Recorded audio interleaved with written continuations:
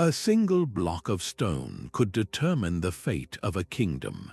This is the story of a journey from quarry to cathedral, a journey where limestone and marble became the silent architects of empires in the Middle Ages. You will discover how the very bedrock of Europe was transformed into the tools of control, from soaring cathedrals to impenetrable castles. We will uncover the secret lives of these stones, revealing how their extraction moved markets and their placement defined borders. How did rulers without modern machinery move mountains of rock to build their legacies? What hidden costs were paid to turn raw material into undeniable power? By the end, you will see the medieval world not in dusty manuscripts, but in the enduring stone that still shapes our landscape. What do you think is the true foundation of power? The true foundation of power was not the finished castle, but the raw wound in the earth from which it was born. A medieval quarry was a world of its own, a hive of controlled chaos where the ambitions of kings met the unyielding strength of the planet. To stand at the edge of such a place was to witness the birth of an empire, block by backbreaking block. The most sought-after stone, like the creamy limestone from the quarries near Caen in Normandy, was a currency of prestige. Control over these quarries meant control over the very material of legitimacy. When William the Conqueror decided to build the Tower of London and countless other strongholds across his new English domain, he did not use local rock. He shipped the distinct pale stone from his own quarries in Normandy. Every block that arrived in England was a double message. It was a statement of architectural beauty, yes, but more importantly, it was a physical piece of Norman authority, a constant reminder of where the power truly originated.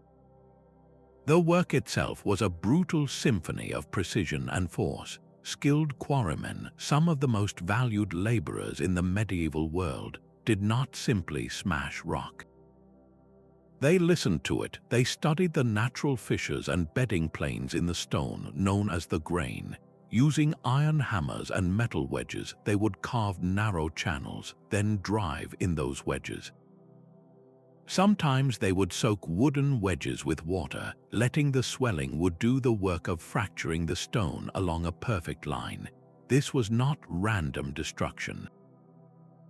It was a delicate art, the goal being to extract a near-perfect rectangular block, often as large as a small table with minimal waste. The sound must have been deafening, a constant percussion of iron on stone echoing across the scarred landscape, a rhythm set by the demands of distant cathedrals and castles. This organized effort required a small city of support. Blacksmiths sharpened tools, carpenters built cranes and wagons, and foremen coordinated the flow of material. The quarry was a complex machine powered by human muscle, and its output was the literal building block of political power. A ruler who could command such a resource was demonstrating a terrifying efficiency. He could marshal men, feed them, house them, and direct their labor towards a single, monumental goal. That ability to extract and mobilize was in itself a more powerful declaration than any battle cry. The stone was passive, the system to move it was everything. But once freed from the earth, the stone faced its own epic journey.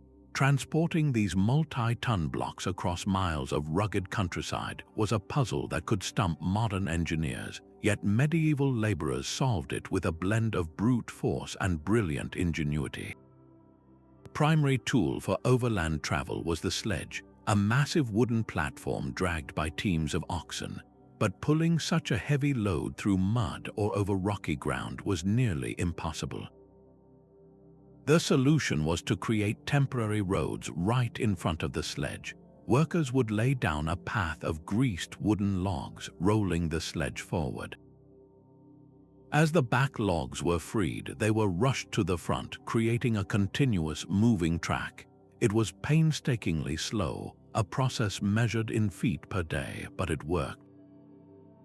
For river and coastal routes, the challenge shifted to the water. Specially built flat-bottomed barges, guided by teams of oarsmen, became the heavy freighters of their age. The case of Westminster Abbey is a perfect example. The distinctive dark marble for its interior columns and floors did not come from nearby hills. It was quarried on the Purbeck Peninsula, over 100 miles to the southwest. The journey was a masterclass in coordination. The stone was first hauled to a coastal port, loaded onto a barge, and sailed along the treacherous English Channel, then up the River Thames to London. This was not a single trip but a seasonal operation dictated by nature itself.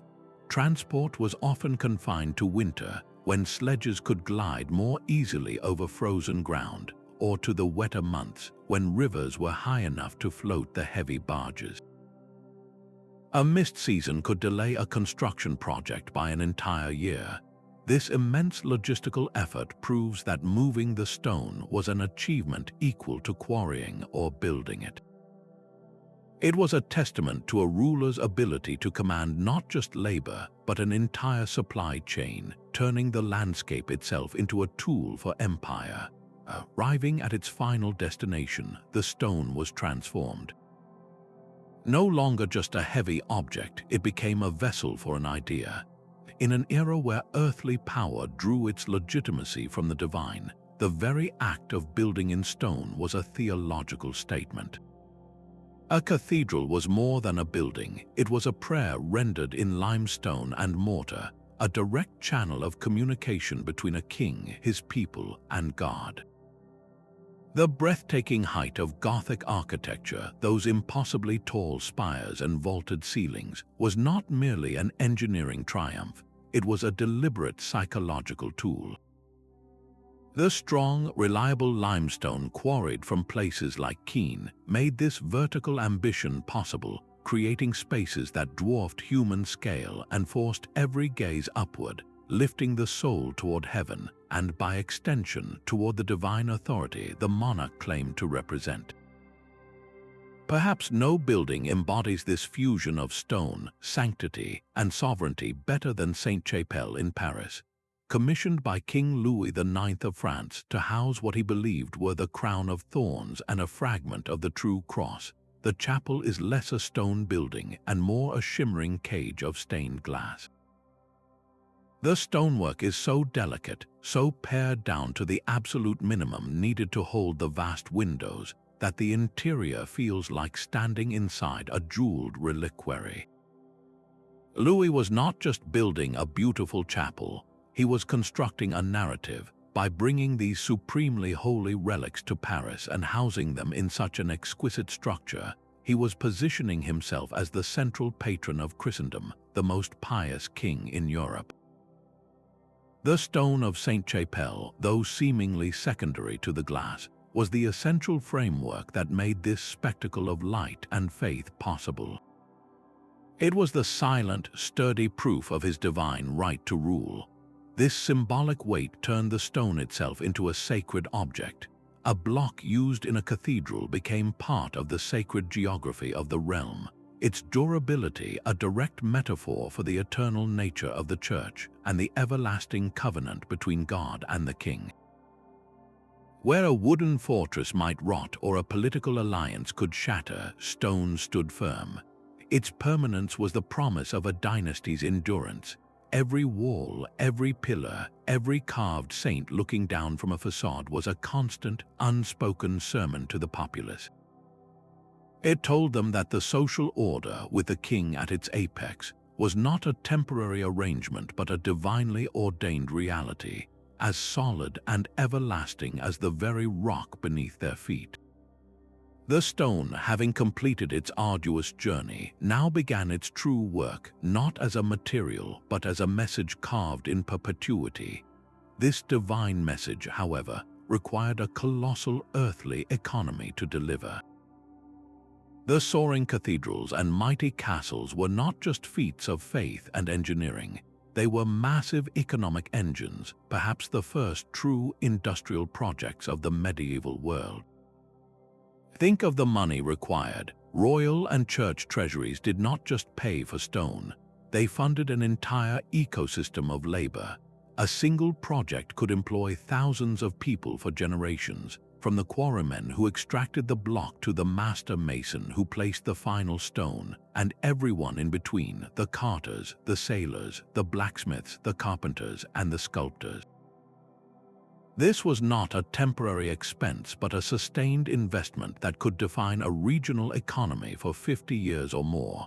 The wages paid to these workers did not simply vanish. They flowed directly into the surrounding towns and villages. A mason would spend his earnings on food from the local market, on clothing from a tailor, on lodging for his family. This created a powerful ripple effect, stimulating every level of local commerce. The need to feed and house thousands of workers meant farmers had a guaranteed market for their produce, and innkeepers could build thriving businesses. A ruler who commissioned a great building was not merely erecting a monument, he was executing a sophisticated economic policy. By pouring vast sums of money into a region, he could stabilize it, discourage rebellion, and fund loyalty. The stone itself became a form of currency, a tangible representation of wealth that circulated through the hands of countless subjects before it ever settled into a wall. This economic power was as crucial as the military power the finished fortress would project. It turned subjects into stakeholders, their daily bread literally tied to the crown's ambitious building program. So when we look at these stone giants today, we are not just seeing symbols of power, we are seeing the frozen remains of a bustling, vibrant economy that once pulsed with life, all funded by the strategic movement of one simple material. But what happened when the stone itself became a target for that power? Yet the grandest economic machine would have crumbled without a single, indispensable mind. The master mason was the true conductor of this stone symphony, a figure who translated royal ambition into stable, soaring reality. He was far more than a simple builder. He was a combination of architect, structural engineer, and artist, possessing knowledge so valuable it was often guarded like a state secret. His tools were not just hammers and chisels, but complex geometry and an intuitive understanding of physics, knowledge passed down through generations within the closed world of the Masons' Guild. This was not a profession one could learn from a book. It was a living craft mastered through decades of apprenticeship. The master mason could look at a rough block of limestone and see the final angel, the perfect arch, the load-bearing pillar hidden within its heart. His most important workspace was the lodge, a temporary workshop built right on the construction site. Here, under its roof, the detailed plans were translated into wooden templates. These templates were the blueprints for the stonecutters, guiding their chisels to produce hundreds of identical, interlocking pieces that would fit together with breathtaking precision, often without a single drop of mortar. The lodge was the brain of the entire operation. One of the most famous of these masters was William of Cents. After a devastating fire nearly destroyed Canterbury Cathedral in 1174, it was William who was summoned from France. His task was not just repair but reimagination. He introduced the new, daring Gothic style to England, designing a soaring choir that pushed the limits of what was thought possible with stone. His genius lay in his ability to manage every aspect of the project, from the quarry to the final carving, all while balancing the demands of his powerful patron, the Archbishop. The relationship between a master mason and his patron was a delicate dance of power and expertise. A king or bishop might demand a building of unparalleled height and light, a symbol of their divine favor. But it was the master mason who had to quietly explain the laws of gravity. calculating the precise thickness of a wall or the angle of a flying buttress to prevent the entire dream from collapsing. He was the technical expert who could gently steer a monarch's vision from the impossible to the merely miraculous. In an age before formal engineering degrees, his reputation was his entire fortune. A single failure could mean ruin, but a success like Canterbury Cathedral could make his name legendary, transforming him from a skilled laborer into a trusted partner in building an empire's lasting image. Yet the master mason's genius for beauty always served the crown's need for control. While cathedrals reached for the heavens, castles planted royal power firmly on the ground. The shift from wooden motte and bailey structures to imposing stone keeps in the 12th century was a revolution in military and political control. A wooden fortress could be burned. A stone castle could not. This simple fact transformed the landscape of Europe, turning temporary strongholds into permanent seats of domination. The most iconic example began rising on the banks of the River Thames shortly after the Norman conquest. The Tower of London was not just a building, it was a declaration. William the Conqueror built it using the distinct, pale limestone from his own quarries near Caen. For the defeated Anglo-Saxon population, every block was a reminder. The foreign stone dominating their skyline was a physical piece of the new Norman reality, a constant visual echo of their subjugation. The design was a masterpiece of intimidation. The thickness of the walls, often over 15 feet deep, was not merely about stopping siege engines. It was about conveying an idea of permanence, of an authority so solid it was immune to challenge. The height of the White Tower's towers allowed lookouts to see for miles, but their true power was psychological. They placed the ruler's gaze literally above the city, a silent watchfulness that reminded every citizen they were being observed. Even the intricate gatehouses, with their murder holes and multiple portcullises, served a dual purpose. While they were formidable defensive choke points, their complexity was a message to any visiting noble or potential rebel. It said that penetrating the heart of this power required navigating an unforgiving maze of obstacles, a task as futile as challenging the crown itself. A stone castle was the ultimate political statement. It told the local population that the crown was not visiting, it was here to stay. It warned rival nobles that their ambitions would shatter against walls of rock. It turned abstract authority into an undeniable physical fact that loomed over the daily life of every subject.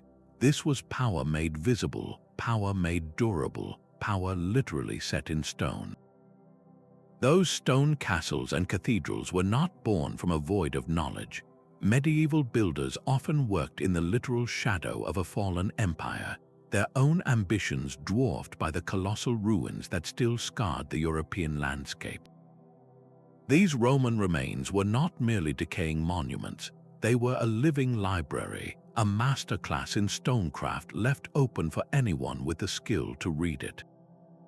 The most direct lesson was in the art of quarrying itself. A medieval quarryman could walk through an abandoned Roman quarry and see the exact methods his ancient predecessors had used. He could study the clean, vertical cuts they made, the channels carved for wedges, and the sheer scale of their extraction. This was hands-on education at the most fundamental level, passing techniques down across 800 years of silence. But the lessons did not stop at the quarry's edge. The Romans had perfected the use of the arch and the vault, principles of physics that allowed them to span great distances with stone. Medieval masons observed these principles at work in the broken shells of aqueducts and basilicas, learning how to distribute weight and create space. This inherited knowledge was the essential foundation upon which they built their own architectural revolutions, like the Gothic flying buttress that allowed for those breathtakingly tall cathedral walls. Perhaps the most visible evidence of this learning process is the widespread practice of spolia, the deliberate reuse of Roman stone. Across Europe, from Italy to Britain, new Christian churches were quite literally built upon the bones of pagan temples and imperial forums. The very foundations of St. Peter's Basilica in Rome incorporated stones from the ancient circus of Nero.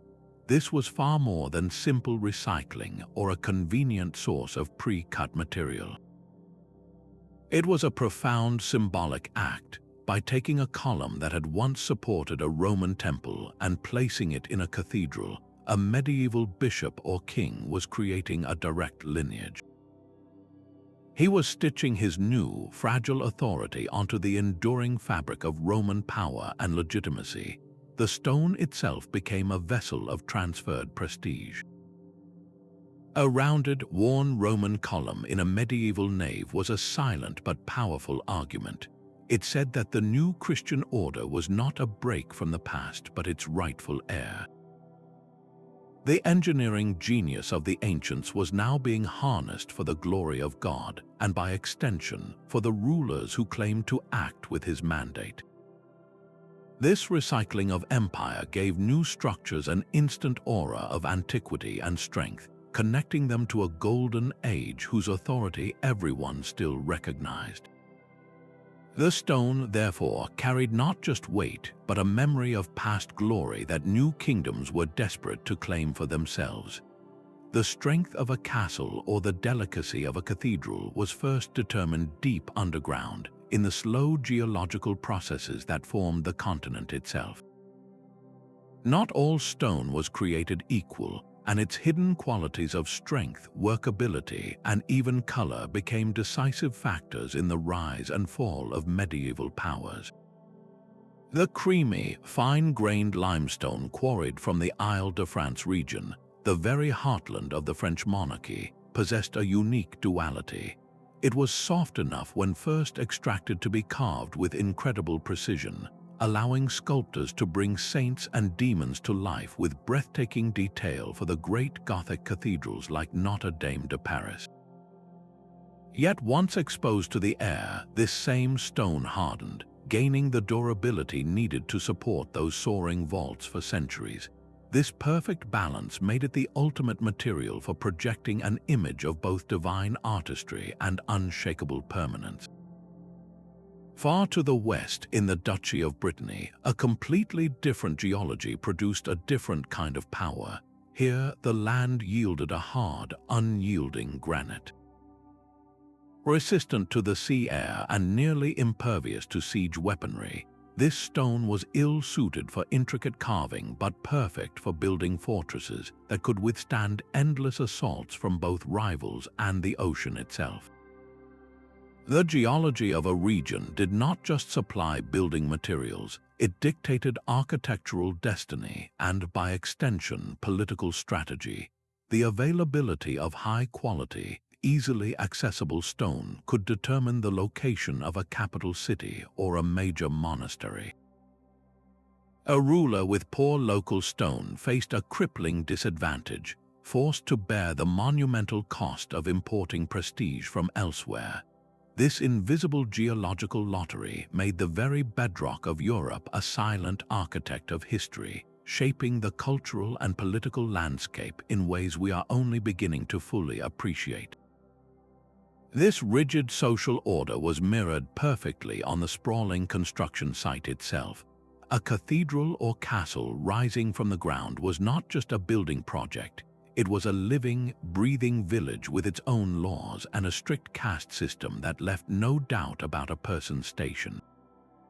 At the very bottom were the common laborers, the army of men who moved the earth, mixed the mortar, and hauled the stones. They were the muscle of the operation, paid by the day and living in rough, temporary huts near the site. Their work was pure physical exertion, anonymous and often dangerous, with little chance for advancement. Just above them were the skilled craftsmen, the true backbone of the project. The quarryman who understood the stone's grain, the stonecutter who squared the blocks with astonishing precision, and the layer who set them in place with an expert eye. These men were not day laborers. They were often part of powerful guilds that protected their trade secrets and ensured they received a higher, more stable wage. Their status was earned through years of grueling apprenticeship, mastering a craft that few could understand. Then came the elite, the master craftsmen like the carpenters who built the complex scaffolding and cranes, and the blacksmiths whose sharp tools made every other job possible. But even they answered to the ultimate authority on the ground, the master mason. He was the CEO, architect, and head engineer all in one. His knowledge of geometry and physics placed him in a rarefied class, often literate and sometimes even dining with the clergy or nobles who commissioned the work. This entire hierarchy, from the man swinging the hammer to the man reading the plans, served a purpose beyond efficiency. It was a constant, visible reinforcement of the medieval worldview. Everyone had a fixed place, a role ordained by God and society. The noble patron provided the vision and the money, the master mason translated it into form, and the laborers executed it with their hands. To challenge this order was as unthinkable as a stonecutter trying to defy gravity. The system ensured the project's success, but it also carved the social structure of the age into the very walls it was building. Even the most sacred space could become a battlefield for earthly ambitions. The soaring nave of a cathedral was designed to inspire heavenly thoughts, but its construction was often mired in the gritty politics of the age. A project like Cologne Cathedral was less a single building campaign and more a centuries-long chess game, where every stone placed was a move in a complex struggle for influence. The initial vision in the 13th century was breathtaking, a Gothic masterpiece intended to be the largest cathedral in the world, a reliquary for the remains of the three kings. This holy purpose attracted patrons from across Europe, but it also drew the attention of powerful rivals. The Archbishop of Cologne, the local city council, the Holy Roman Emperor, and the Pope in Rome all saw the unfinished structure as a critical piece of their own authority. Control over the building meant control over the narrative. Who would be celebrated in its stained glass? Which royal coats of arms would be carved above its doors? The answers to these questions would dictate the city's spiritual and political alignment for generations. Funding was the primary weapon in this quiet war. A generous donation from a king was not a simple act of piety. It was a down payment on influence, an expectation that his preferences would be honored in the design and the liturgy. Conversely, when funds dried up, it was rarely just an economic problem. It was often a deliberate political tactic. If a city council grew too independent, the archbishop might slow construction to remind them who held ultimate spiritual authority. If an archbishop challenged the emperor, imperial funds might suddenly be redirected elsewhere. These financial standstills could last for decades, leaving the great structure as a half-finished skeleton against the sky, a permanent reminder of unresolved power struggles. The case of Cologne is extreme but telling. Construction halted completely for nearly 300 years, from the 1600s to the 1800s. The original medieval crane sat motionless on the south tower for so long it became a symbol of the city itself, a monument not to progress but to stalemate. The cathedral was not abandoned due to a lack of faith, but because the competing powers around it could not agree on a shared vision. It was only in the 19th century, with the rise of German nationalism, that the building was finally completed, its finished form serving a new political purpose, unifying a people. This long saga reveals the cathedral's true nature. It was a neutral zone where sacred and secular power met, negotiated, and sometimes clashed. Every decision, from the foundation to the final spire, was a carefully brokered treaty written not on parchment but in stone. This mobility placed the Freemason in a unique and powerful position. While a town mason was tied to his local guild and its established rules, the Freemason was a citizen of a much larger world. His passport was his skill, and his journey from one monumental construction site to another made him a conduit for the most advanced architectural ideas of the age. A revolutionary technique for a flying buttress perfected in the workshops of Chartres could find its way to the rising walls of Canterbury because a Freemason carried the knowledge in his head and in his set of templates. This constant cross-pollination of ideas was the engine of medieval architectural innovation, accelerating the spread of the Gothic style across Europe at a pace that would have been impossible without these wandering masters of stone. The heart of their world was the lodge, but this was more than just a workshop. It was a sanctuary of secrecy. Within its walls, protected from prying eyes, the most valuable knowledge was shared.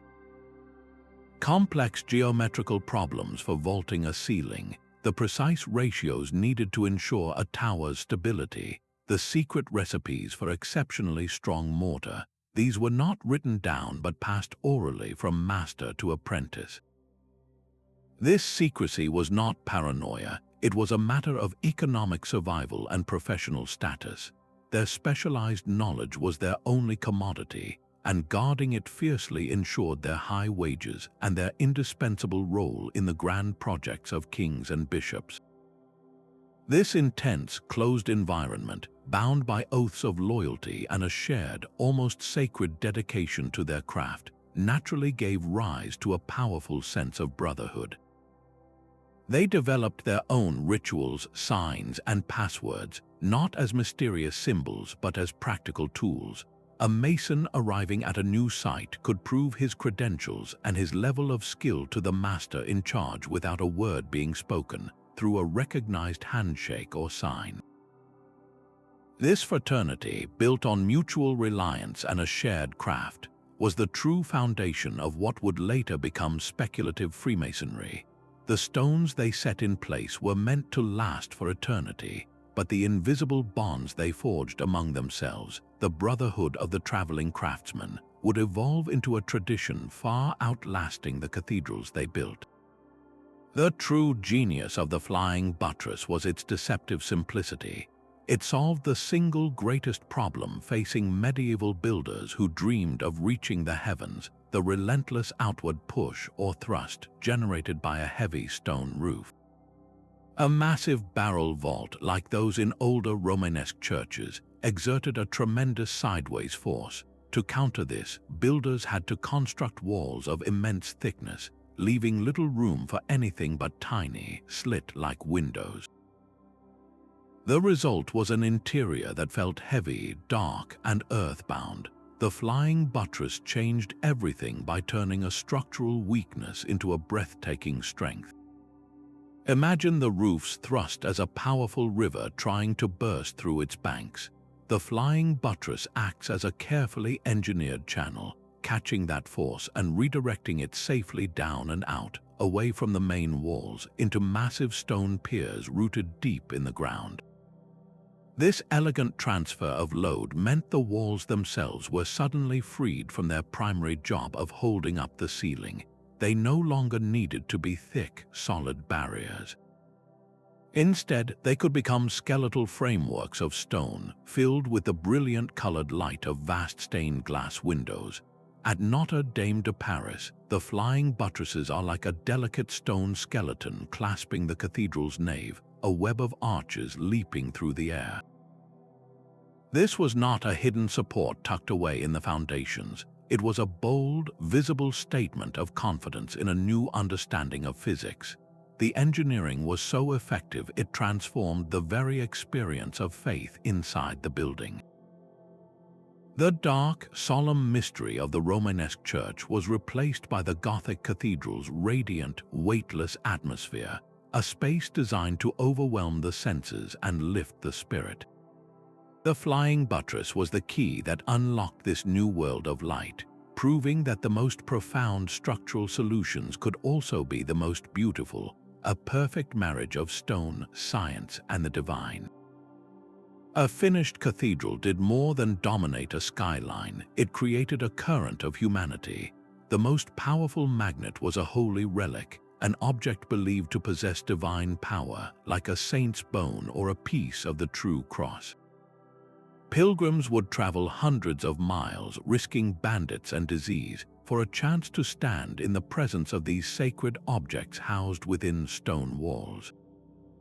This spiritual yearning gave birth to Europe's first tourism industry, a river of faith that flowed directly into the coffers of kings and the purses of local towns.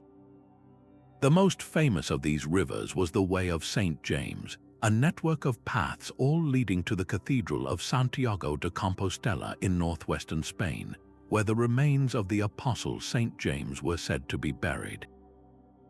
This was not a single road but a sprawling web of commerce and devotion, all paved with stone. To accommodate the endless stream of pilgrims, entire infrastructures had to be built from the ground up. Sturdy stone bridges spanned rushing rivers that had once been impassable. Hostels and hospitals, known as hospices, offered shelter and care, their thick walls providing sanctuary after a long day's journey. New churches and monasteries sprang up along the route, each one a waypoint offering blessings and a place to rest. And every one of these structures, from the grandest basilica to the simplest mile marker, was built from the local stone quarried from the surrounding hills. The pilgrimage route did not just use the landscape, it transformed it, stitching together a chain of economic opportunity. A town fortunate enough to lie on the path to Santiago saw its fortunes rise dramatically. Local farmers sold food to the travelers, innkeepers provided beds, blacksmiths shod horses, and merchants sold everything from pilgrim badges to new shoes. The constant flow of people created a steady, reliable economy that could sustain a community for generations. This was not a fleeting market, it was a perpetual motion machine of faith and finance. For a medieval king, controlling a section of this pilgrimage route was a strategic masterstroke. By guaranteeing safe passage for pilgrims, a ruler could present himself as a defender of the faith, earning favor with the church and his own people. But the benefits were also intensely practical. He could levy tolls on the bridges he built, tax the goods sold in the towns under his protection, and see his realm prosper from the constant influx of foreign wealth. The stone of the pilgrimage route was far more than a building material. It was the physical backbone of an economy powered by belief, a clear demonstration that faith and commerce were two sides of the same coin, minted in the quarries and spent along the road to salvation. But the shimmering light of a stained glass window casts a long, dark shadow. For every stone perfectly set, there was a human price paid in pain and exhaustion. The true cost of these monuments was measured not in coins but in broken bodies. The quarry was a place of constant peril. A misplaced strike of a hammer could shatter a block, sending razor-sharp shards flying. The most feared event was a rockfall, where a section of the quarry face, weakened by countless extractions, would collapse without warning, burying men and their tools in an instant. The work of moving the stone was equally treacherous. A rope on a makeshift crane could snap, sending a multi-ton block plummeting. A sledge loaded with stone could slip on a muddy incline, crushing the oxen drivers beneath it. And then there was the slow, invisible killer, the fine stone dust that filled the air with every chisel strike. Men breathed this dust for years, their lungs slowly turning to stone themselves with a debilitating condition we now know as silicosis, a death sentence delivered one breath at a time. Many of these workers had no choice in their labor. They were serfs, bound to the land and obligated to provide weeks of unpaid work each year to their lord. This forced labor, known as the corvée, built the foundations of empires. Even those who were paid wages lived on the edge of survival, their earnings barely enough to feed their families. they're housing little more than makeshift huts clustered around the construction site. To walk through a cathedral today is to walk on a floor paved with silent sacrifices. The soaring arches we admire are a testament to engineering genius, but they are also a memorial to the anonymous thousands whose lives were shortened, whose bodies were broken, to make a king's dream a stone-cold reality.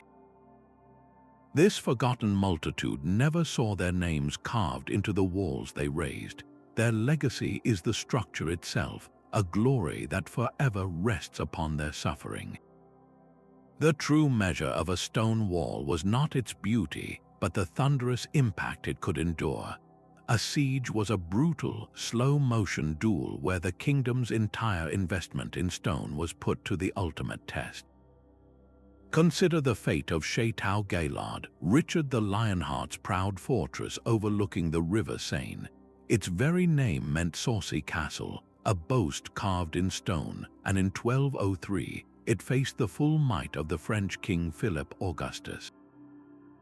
The attackers did not simply throw men at the walls.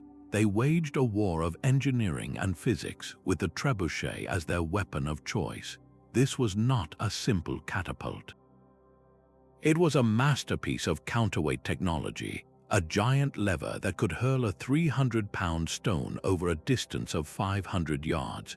The sound alone was a psychological weapon, a deep groan of wood and rope followed by a whistling projectile arcing through the sky before crashing into the masonry with a crack that echoed for miles. The goal was not just to chip away at the wall, but to find its rhythm, striking the same spot again and again until the stonework's patience ran out and it gave way. But the defenders were not idle targets. From the battlements they answered in kind. Their own smaller trebuchets, called mangonels, launched stones back at the siege engines, trying to smash the very machines that threatened them. They dropped boulders from the walls onto attackers scaling ladders below. They poured boiling water or hot sand, which could seep through armor and cause agony, down onto the men trying to undermine the fortress foundations. The stone castle was a living, reactive system. Its strength was a combination of the quality of the quarryman's work, the genius of the master mason's design, and the courage of the garrison manning its walls. A weak point, like a poorly constructed corner or a gatehouse with insufficient protection, could become the focus of the entire attack and the cause of a kingdom's collapse. The siege was the final, brutal audit of a kingdom's power. When the dust settled, the stone itself would deliver the verdict, its broken fragments or its unyielding face telling everyone who held true authority. A lion might roar on a shield, but the castle standing behind it spoke a quieter, more enduring language. The stone fortress was so deeply woven into the medieval idea of power that it transcended architecture, becoming a fundamental symbol in the visual vocabulary of the age. This was most public in heraldry, the system of coats of arms that identified knights and noble families. A castle or tower emblazoned on a shield was not merely a picture of a home. It was a direct claim to the authority that came from owning and holding a stone stronghold. When a lord went to war, his banner bearing a stone tower told his enemies that he was not just a man, but the master of an unyielding seat of power, a literal embodiment of his family's permanence and defensive strength. This symbolism was not limited to the battlefield. In illuminated manuscripts, the sacred text was often framed by borders of breathtaking intricacy. These were not just floral patterns. Scribes and artists meticulously recreated the look of carved stonework, drawing miniature arches, columns, and tracery that mirrored the very cathedrals the books were used in. The Word of God was being presented within a framework of stone, as if the permanence of the masonry was being transferred to the eternal truth of the Scripture. Even the grand tapestries that adorned cold castle halls used stone as a narrative device. Scenes of courtly love or heroic battles almost always unfolded with a detailed stone castle looming in the background. This was not an arbitrary choice of scenery. The castle provided the stage, its solid, unchanging presence contrasting with the fleeting human dramas playing out before it. It reminded everyone who viewed it that while kings and queens might die and battles might be lost, the institution of power represented by the stone fortress was meant to endure forever. This cultural saturation reveals the true depth of stone's meaning. It was more than a material, it was a mental pillar. The medieval world, so often uncertain and violent, clung to the idea of stone as the ultimate symbol of stability. Its presence in art, from the grandest tapestry to the smallest margin of a prayer book, was a constant reinforcement of a social order that aspired to be as solid and permanent as the rock from which it was carved. The very scars left by medieval ambition are still being cut deeper today. Across Europe, a handful of ancient quarries have never fallen silent, their operations spanning from the Roman era straight through to the modern age. These places are living history where the dust in the air connects directly to the dust of the Middle Ages. The most famous example is perhaps the marble quarries of Carrara in Italy. The brilliant white stone prized by Michelangelo for his David was the same material that Roman emperors used for their monuments, and that medieval builders later scavenged from those ruins for their own cathedrals. To stand in that vast, white landscape is to witness a continuous thread of human aspiration, each era mining the same mountain for its own version of perfection. In England, the quarries at Barnack in Lincolnshire tell a more localized but equally profound story. These hills provided the distinctive limestone for some of England's greatest Norman churches, including the majestic naves of Peterborough and Ely cathedrals. The stone was so extensively quarried that the site was eventually exhausted in the medieval period itself, leaving behind a dramatic hollow now known as the Hills and Holes, a protected landscape. But the legacy of Barnack stone lives on in the walls of those distant buildings, a testament to a supply chain that shaped the English skyline centuries ago. These enduring sites are more than just holes in the ground, they are vertical archives. Geologists and archaeologists can study the exposed strata, the layers of rock like pages in a book. By examining the tool marks on the quarry faces, the step-like patterns of extraction, and the waste piles of discarded fragments, they can reconstruct the precise methods used by medieval workers. They can see where quarrymen followed a particularly valuable seam of stone, or how they adapted their techniques to the changing quality of the rock. Each cut is a record of a decision made 1,000 years ago. This landscape itself becomes the primary source, telling a continuous story of our desire to extract, to build, and to leave a permanent mark. The medieval period did not invent this desire, but it perfected the systems that turned it into empire, systems whose physical origins we can still touch today. A silent, invisible partner dictated the pace of every medieval project, the weather itself.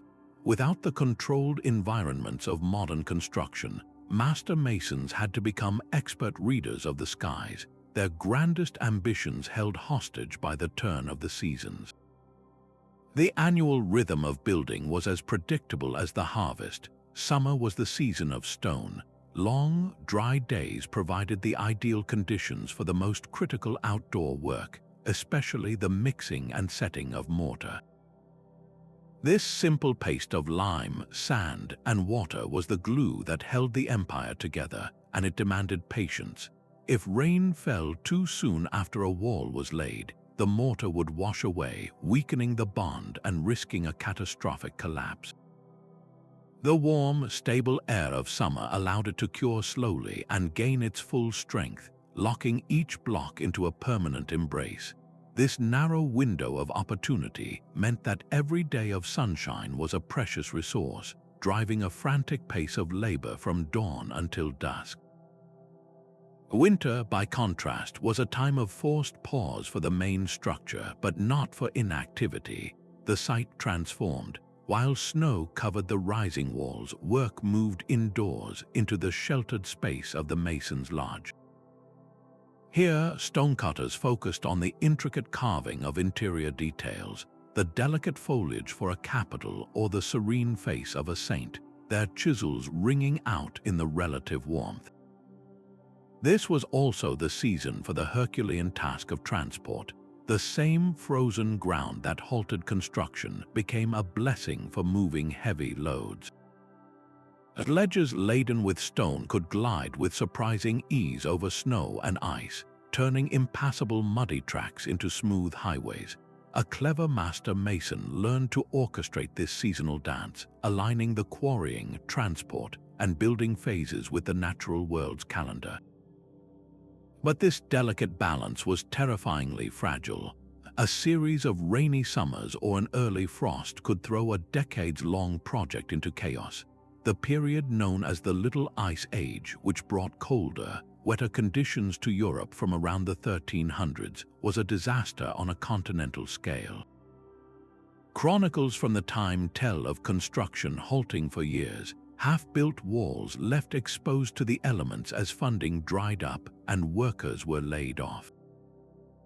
The great Cathedral of Cologne, its crane frozen in time on the unfinished tower, is a monument not just to political strife but to a climate that turned against the builders. These weather-driven delays were a humbling lesson for even the most powerful kings. They could command armies and treasuries, but they could not command the sun to shine or the rains to cease. The slow, patient work of the seasons ultimately proved that human ambition, no matter how grand, was still subject to the forces of the natural world. The groan of a great wooden wheel was the sound of a cathedral growing. To lift a single block of limestone to the top of a soaring tower required more than muscle. It demanded a machine of elegant simplicity and immense power, the treadmill crane. Picture a massive wooden wheel as tall as two men set vertically within the crane's frame. Inside this wheel, like squirrels in a cage, two men would walk. Their steady, plodding steps on the slatted floor caused the entire wheel to rotate. This rotation turned a central shaft, which wound a stout rope around itself, hoisting the stone load with a mechanical advantage that turned human endurance into Herculean strength. Manuscript illustrations from the period show these cranes in action, perched precariously on the ever-rising walls, their long wooden jibs swinging blocks into place with the guidance of a foreman's shouted commands and hand signals. The true genius of this design was its safety and control.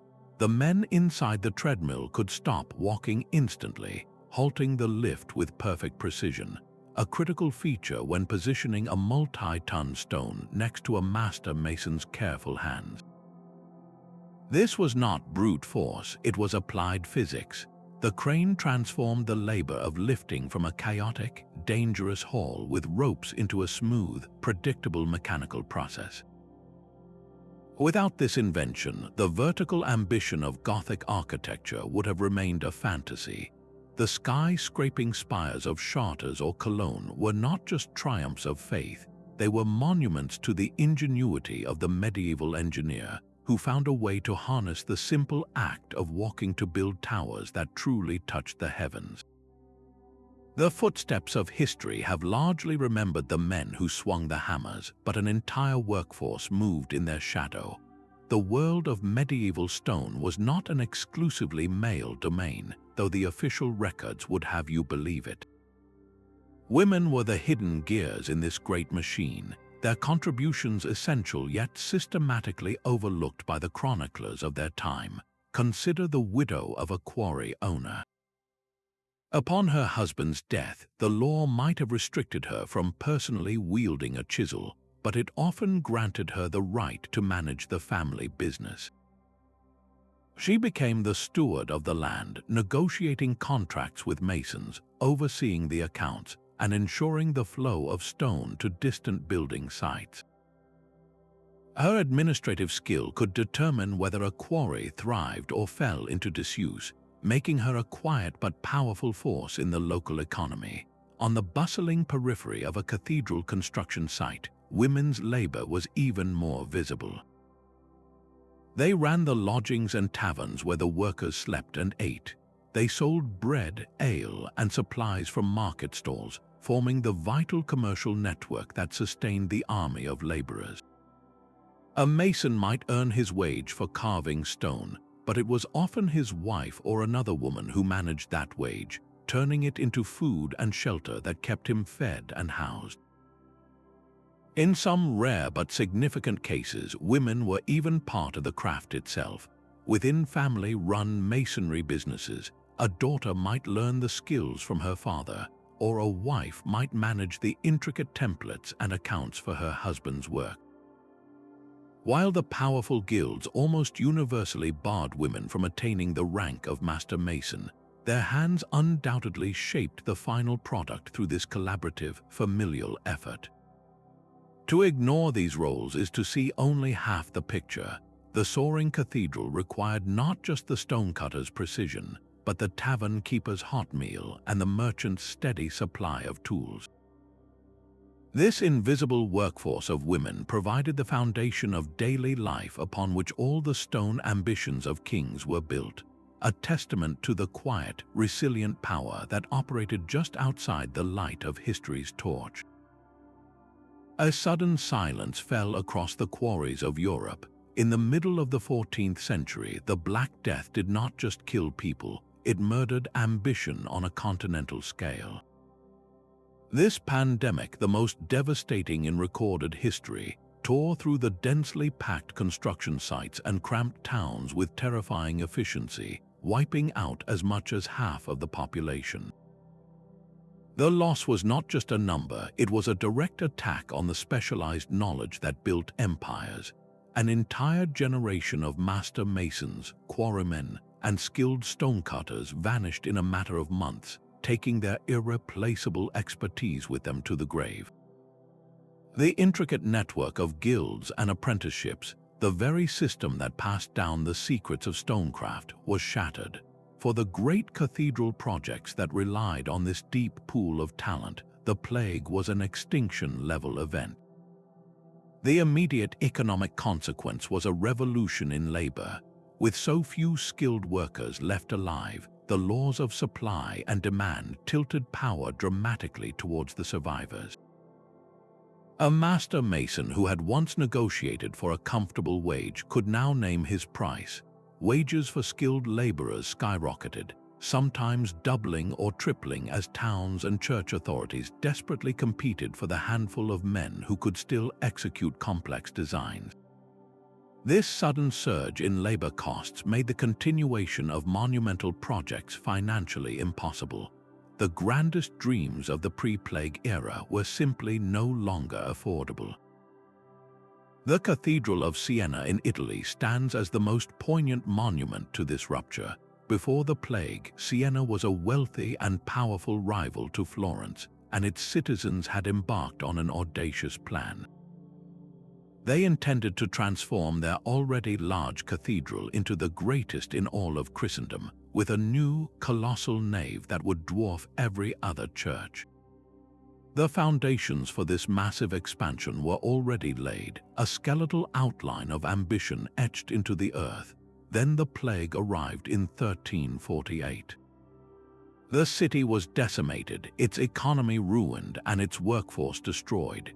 The grandiose plan was abruptly abandoned forever. Today, visitors can still see the haunting stub of this unfinished project, a ghost of a building that never was, known as the Faxiatone. It is a sheer wall of brick rising beside the completed cathedral, a stark, vertical fracture line in history marking the precise moment when one world ended and another began. This shift was not just about money, it was a profound change in priorities. The demographic collapse and the trauma of the plague forced a collective re-evaluation. The relentless drive to build ever larger, more extravagant symbols of power gave way to a new pragmatism. Architectural styles evolved towards smaller, less labor-intensive forms. The flamboyant, intricate detail of High Gothic gave way to the more austere, perpendicular lines that required fewer master carvers.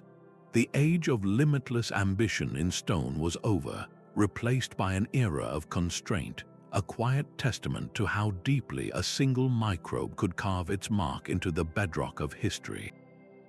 Yet even the most resilient stone had a rival, born not from the Earth's bedrock but from its surface. In the flat, stone-poor landscapes of northern Germany and the Low Countries, a different kind of power began to rise from the clay-rich soil. Brick was a material of pragmatic invention, a testament to human ingenuity in the face of geological limitation. Its production was an alchemical process, transforming humble mud into a durable, standardized building block. Clay was dug, mixed with water, pressed into wooden molds, and then fired for days in massive, beehive-shaped kilns. This controlled burning hardened the clay, creating a unit that was consistent in size and shape, a quality stone could never guarantee.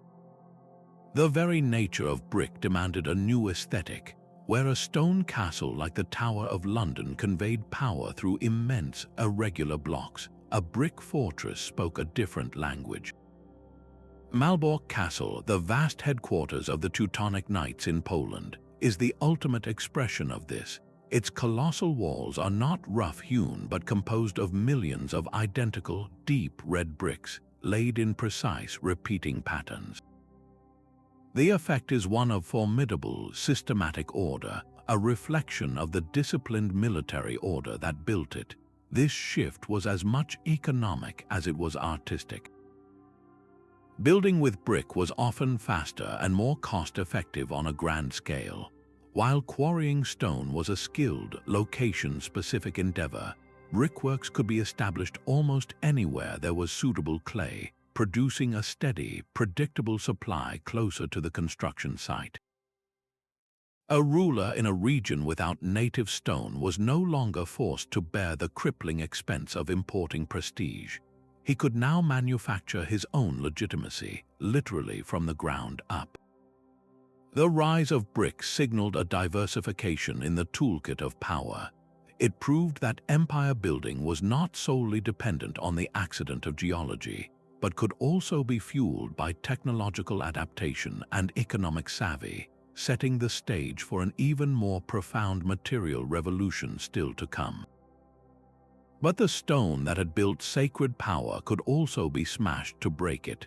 The 16th century Reformation did not just challenge the church with words, it attacked its very foundations with hammers and crowbars. Nowhere was this more systematic and brutal than in England under King Henry VIII. His break with the Pope in Rome was not merely a theological dispute, it was a revolution in property. The dissolution of the monasteries was a calculated campaign to dismantle the Catholic Church's physical and economic presence across the kingdom. The great monastic complexes, like Revolk's Abbey in Yorkshire or Glastonbury Abbey in Somerset, were not just churches. They were small, self-sufficient cities of stone, centers of immense wealth, land ownership, and local influence that had operated with a degree of independence from the crown for centuries. Henry's agents, like Thomas Cromwell, systematically surveyed these institutions, often fabricating claims of corruption and vice to justify their seizure. The true goal was not moral purification, but the greatest land grab in English history. The initial act was one of pure plunder. The lead that sheathed the vast roofs of abbey churches was stripped and melted down to make cannonballs, turning the shelter of God into ammunition for the king's armies. The glittering treasures of gold and silver were hauled away to fill the royal coffers, but then came the fate of the stone itself. The magnificent buildings, their walls a testament to centuries of devotion, were not simply left to decay. They were methodically dismantled. Teams of workmen were hired to tear down the very structures their ancestors might have built. The fine ashlar blocks, once carefully carved by medieval masons, were prized as ready-made, high-quality building material. These stones began a second life, carted away to construct elegant country mansions for the new nobility, the families who had supported Henry and profited from the Dissolution. A fireplace in a Tudor manor might once have been part of a monastery's chapter house. A garden wall could contain the carved fragments of a saint's halo. This was not recycling, it was a deliberate act of erasure. By reducing a powerful abbey to a quarry for a nobleman's home, the crown was sending an unmistakable message. The old order was not just defeated, it was being physically consumed to build the new. The enduring stone, which for so long had symbolized the permanence of the Catholic faith, was now being used to symbolize its permanent replacement by the authority of the King and the Church of England. The empty shells of these abbeys, standing as picturesque ruins in the English countryside, are therefore not just accidents of time. They are the lasting scars of a political war fought with wrecking bars, a stark reminder that stone could be the ultimate prize in a struggle for power, and just as easily its most visible victim. The very stones that Henry VIII's men had smashed became objects of intense longing. After centuries of being dismissed as crude and barbaric, the medieval world was reborn in the imagination of the 18th and 19th centuries. This was the great age of the Gothic Revival, a sweeping cultural movement that fell in love with the pointed arch and the soaring spire. Writers and artists, weary of the strict rationality of the Enlightenment, looked back at the Middle Ages as a time of spiritual depth, chivalric honor, and organic beauty. Victor Hugo's monumental novel, The Hunchback of Notre Dame, did more than tell a story. It made the cathedral itself the protagonist, a living, breathing character whose stones whispered tales of a more passionate era. The book's immense popularity awakened a public consciousness that these monuments were not just old buildings, but the very soul of the nation, worthy of preservation and reverence.